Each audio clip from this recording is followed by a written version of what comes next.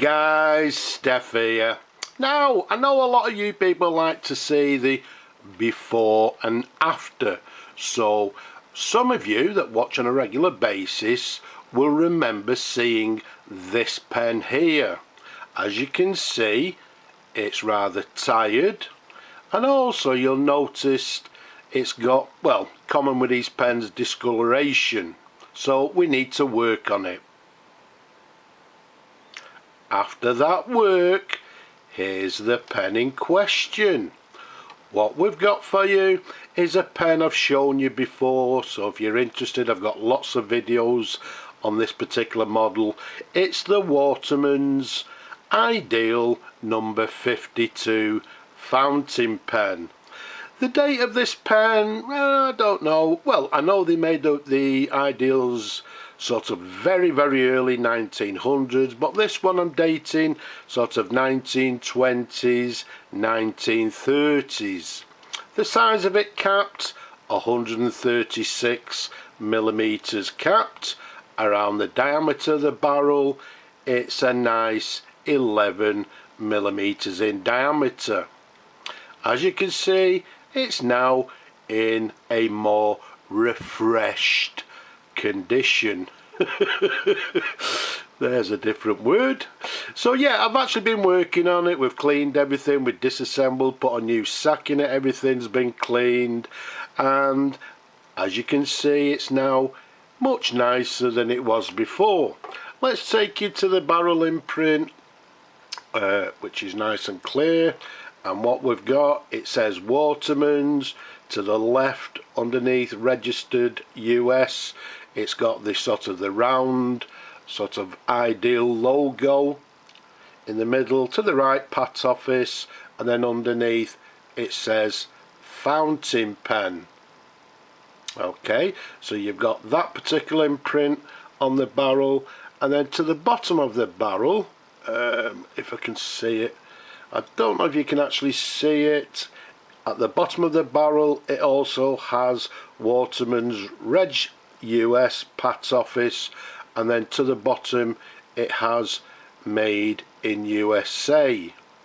And then with this particular pen, if we look on the cap, now the cap may have actually been added sometime in the future, or I don't know, they may have had this particular cap in the factory when they actually sort of made it, but the cap reads, I don't know if it's upside down, is it? Can't see over there we go. Okay, so the cap reads Watermans, and this case it says made in Canada. So it's got a Canadian cap on a made in USA pen, but I've seen these many times like this, so it doesn't concern me at all. And then what you also notice, it's got this quite a large cap band, and if we turn that round and bring it quite close for you, okay, about there. Okay, it's got FDW 375. I think the date letter's I, and it looks like the London pattern. Okay, so FDW 375, which means it's a solid gold band. The FDW, by the way, is Frank D. Waterman, and he was the nephew of Lewis Edson Waterman, who was the original, not the inventor. He started the Waterman Company, unfortunately died 1901, and then, as I say, his nephew took over, Fred D. Waterman. So, a gorgeous pen. Now you can see, hopefully, it's a lot darker than it was before. So we've removed, not all of it, but we removed most of the discolouring, and I think it looks a lot better. One thing I've not shown you, if we take you to the top of the cap there you go, you can see we've got the number 52 to the bottom of the barrel, not the cap. It's got this lovely, what we term as a spoon lever there, and it's actually what we term as a box lever. And again, hopefully if you look, you can see it's got the Ideal logo to the spoon section of the feed. And if we open the lever up, I don't know how clear it'll be, but you'll notice just inside it has 18 karat gold, gold filled just inside the spoon section. And there we have it, a lovely example of a pen that a lot of people say everyone should own. They say that everyone should have a Waterman 52. Let's unscrew the cap for you.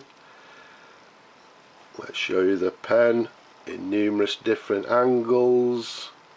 As I say, a lot more presentable now than it was. If we take you up to the section, you can see quite a longish, sort of slightly concave section. And if we show you the nib there, it's got the correct nib, and the imprint on the nib reads Watermans. I think it does it have Reg US or something.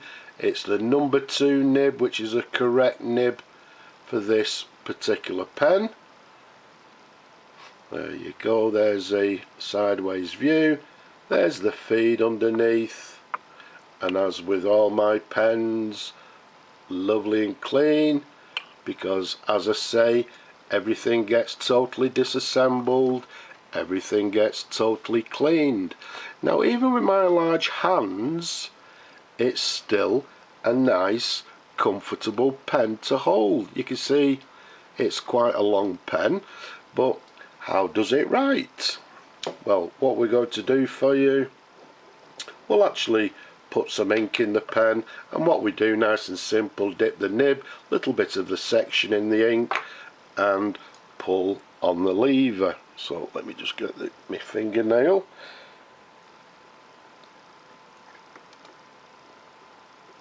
Okay, I'm looking over the camera.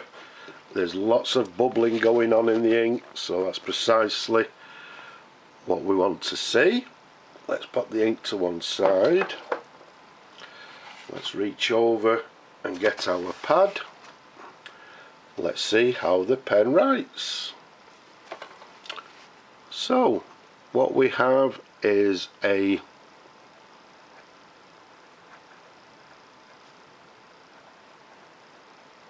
Watermans Ideal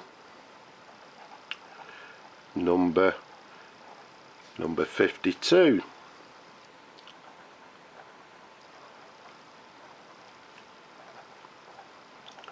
Made in USA, although as we showed you the cap, made in Canada. The date of this particular pen, we're saying sort of 1920s, 1930s.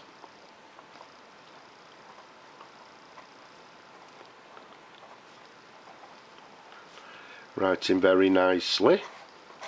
Now as I'm writing, I'm not putting any pressure on, so I'm saying it's writing with a fine line.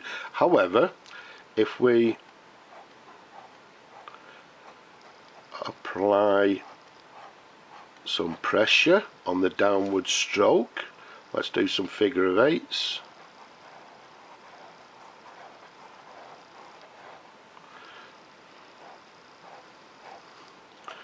So yeah, it's not the most flexible nib I've ever used, but it does have some flex. So with the downward pressure, I can get a broad line. On the cross stroke, it's fine. So yeah,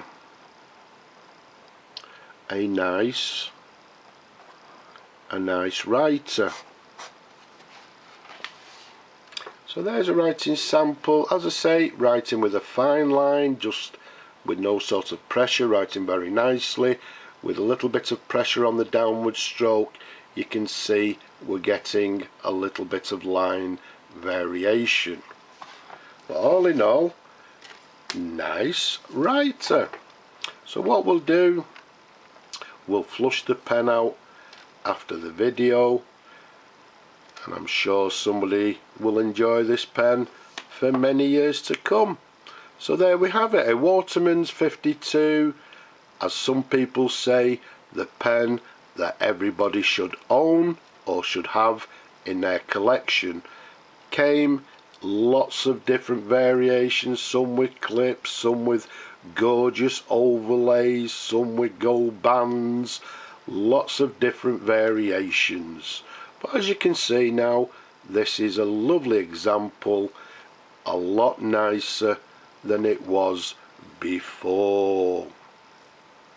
I hope you've enjoyed looking at the pen as much as I enjoy showing them to you people. Don't forget, leave a comment down below.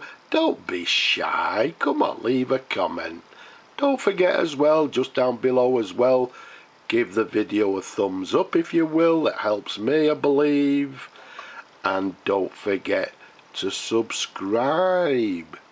But for now I'm just going to say Slava Ukraini from me and this gorgeous pen. I'm just going to say bye bye for now.